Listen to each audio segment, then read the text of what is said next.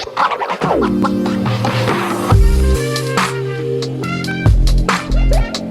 there, welcome back to my channel. My name is Brittney Bundles, and this video is going to go over digital products that are really popular to sell in 2024.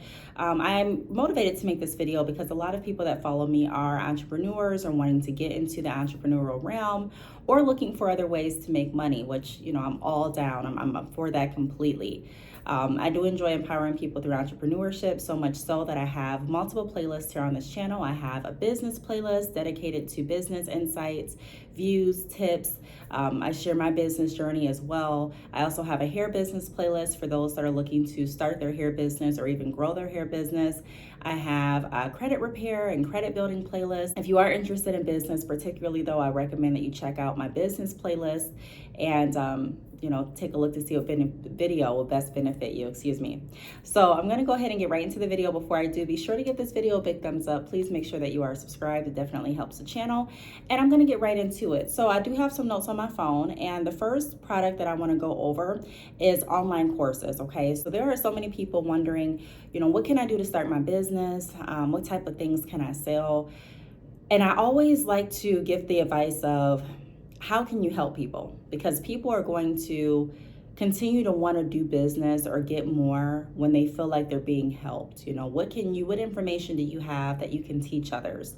So online courses, whether that be courses going over how to start their own business, courses going over how to upscale their business, courses going over how to reinvest your profits, courses going over where to get your vendors if they're selling, if you're doing a online course targeted to people that are actually selling physical products. There's a lot of different online courses that you can create. This is where your creativity is going to come into play, but it's really cool in the aspect that you don't have to necessarily worry about purchasing products in bulk and then getting a profit off of that. Now, don't get me wrong, when you create online courses, there's still gonna be money involved, okay? I recently did a masterclass and I had it set up in like an online course type of, format.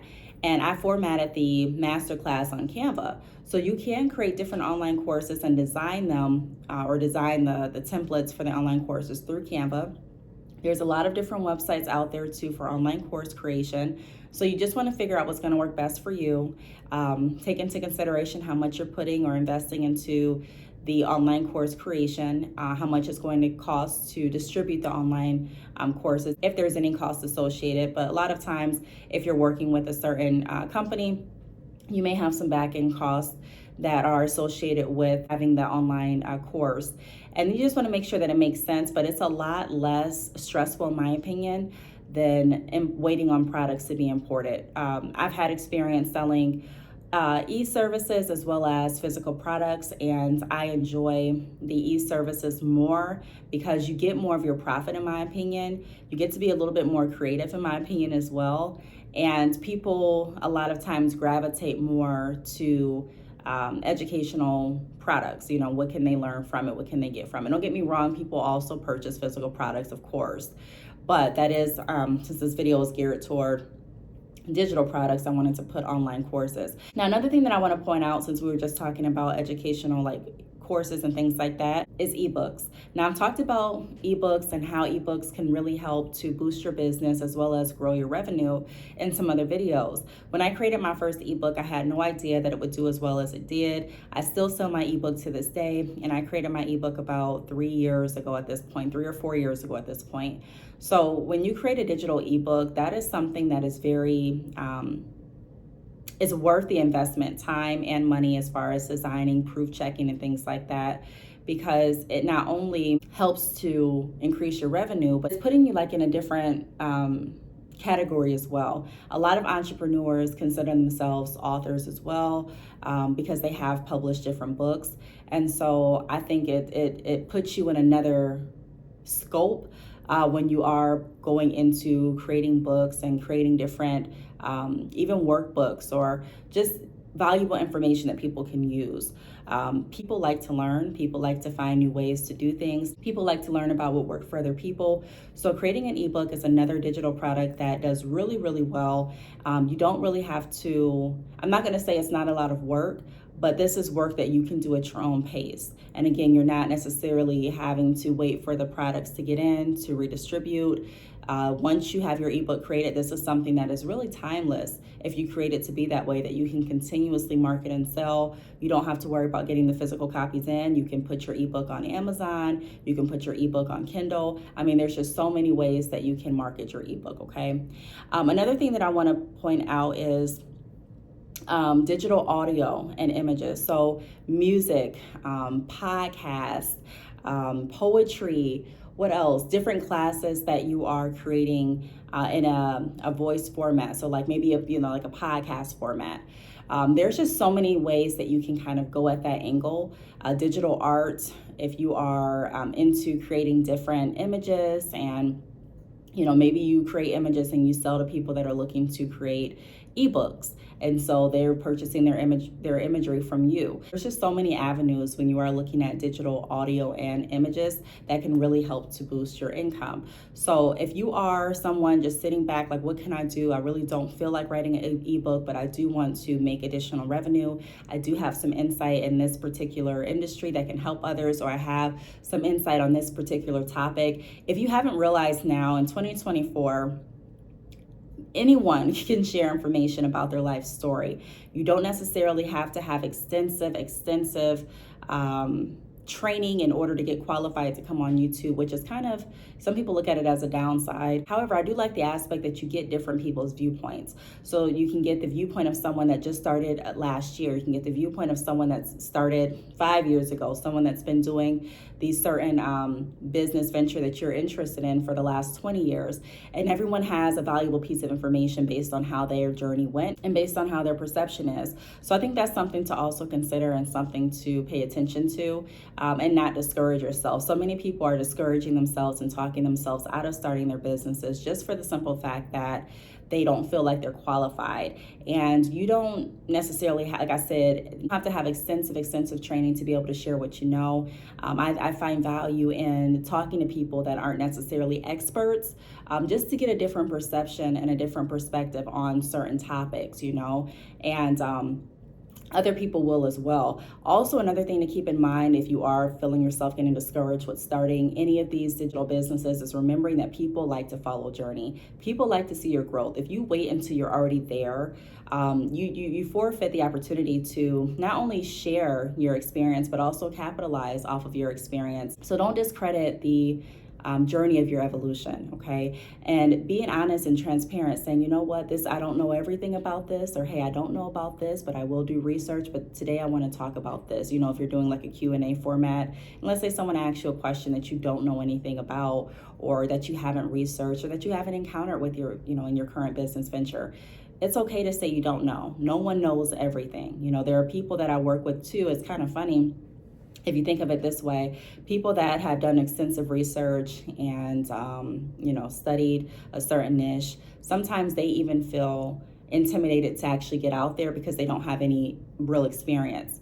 And then you have people that have all the experience, but because they never really sat in a class or took a course for this particular niche, they're feeling like they're not equipped to share their journey. And so what I like to tell people is, again, don't discredit what you've learned. Don't discredit what you have to bring to the table, because the information that you have may be the information that someone else is needing. Other information that you don't have, or the other information that you have not acquired at that point, work on it. I'm not saying don't be knowledgeable or don't educate yourself on what you're doing, but I'm saying just don't discredit where you are and what you have learned thus far, because there are people that can still benefit from those lessons today.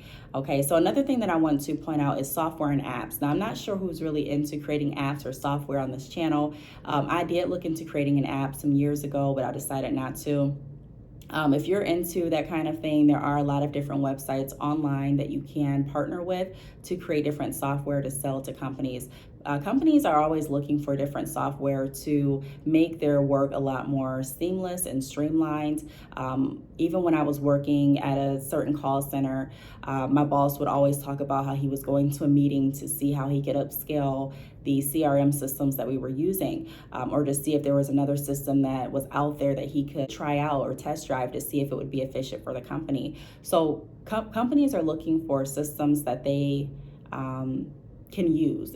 Companies may even hire a specific service or a specific person to design the systems based on their company's needs. So if you are into creating software, if you're into creating apps, I would definitely look into that and dive deeper, maybe even contact a couple of companies and ask exactly what they're interested in for their CRM. Of course, you have to get access to be able to speak to them on that level. But even if you call it the HR department and kind of just ask some questions and figure out if there's a way that you can come in, or that you can talk over the phone and figure out what it is they're needing, what type of systems they use, and being able to find a system that is comparable, or maybe you charge less, or find a system that is adding more value, where you are charging more but they're getting value for what they're paying for. So that's something else to look into, software and apps. Another thing to look into is templates. So like I mentioned, Canva. Canva is really cool in my opinion. I use it for thumbnails on YouTube. I use it to create different flyers for other businesses and also my businesses. I use it for my masterclass template. So I use Canva for a lot of different things. But there are people on Etsy and different websites too that have their own templates that they're selling. And there are people that profit really well by selling certain templates. So if you are someone that likes to create templates, if you like to create different outlines for other people to be able to use, or let's say that you haven't tried it, but you've gotten a lot of compliments on templates that you've created for your own social media posting, that's something else to look into. People that are interested will definitely gravitate to templates. Another thing that I want to point out since I'm on templates is posting ideas, content ideas. There are people that also sell different content packages where they have a posting schedule, they have different posting topics and different hashtags that they've researched that do really well with the algorithm that you can also look into partaking in. So if you're really good with hashtags, if you're really good with posting and creating a schedule for yourself, let's say that you're someone that creates schedules for your friends and you're like, hey, you should post this today, you should post that today. You can actually get paid for doing that. You can create a whole business where you're selling a social media toolkit.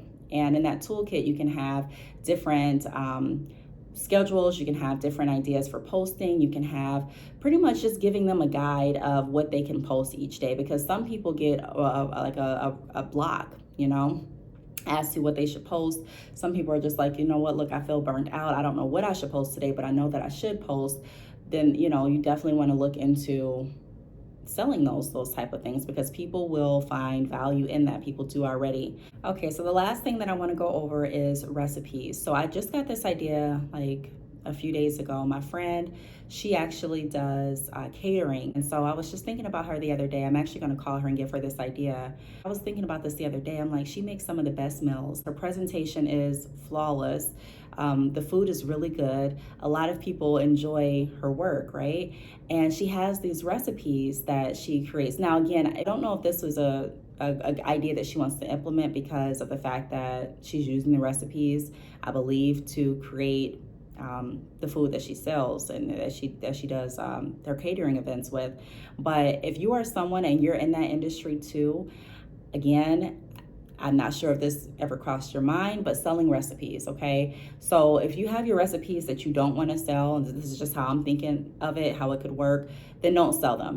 There can be some things on your menu per se that you only offer in its actually created form, But there can be another recipe book or a recipe list or a recipe ebook that you create, or a recipe template, whatever you want to do, a digital download of some sort where you can sell recipes. So if people are looking for sweets, you have recipes for different sweets. You have recipes for different $5 dinner ideas or last minute lunch ideas or whatever the case may be. But recipes also is something that a lot of people are into, I know for me, I used to go, and I still do, but even more, previously, I used to go to allrecipes.com and I would take a look to see what they have featured on the first page. And I would type in like chicken, and different chicken meals will pop up. And I would type in ground beef, different ground beef meals will pop up.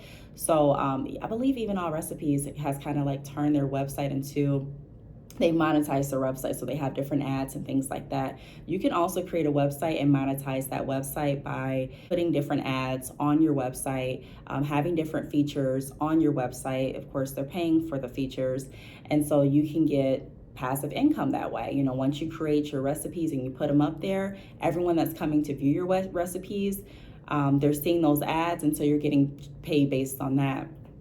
And then, like I said, also if you wanted to turn it into a digital download, that's another option for you. So I hope these digital product ideas really kind of got the wheels turning, got some of you thinking about what you may want to try, what you may want to do to generate extra income and also to unleash some of that creativity. I do want to thank you all for tuning in, and I will talk to you all in the next video. Bye.